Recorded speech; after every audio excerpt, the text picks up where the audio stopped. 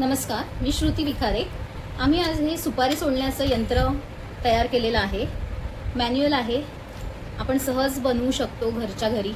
बघा, ही एक प्लायचा तुकडा होता, त्यामध्ये हा अडकित्ता फिट केलेला आहे। खिळे लावलेले आहेत, दोन त्याला खिळे मारून घेतले, थोडीशी खाच मारलेली आहे त्याला आणि त्यामध्ये अडकित्ता अडकवलेला आहे आणि असं हे यंत्र तयार केलेलं आहे।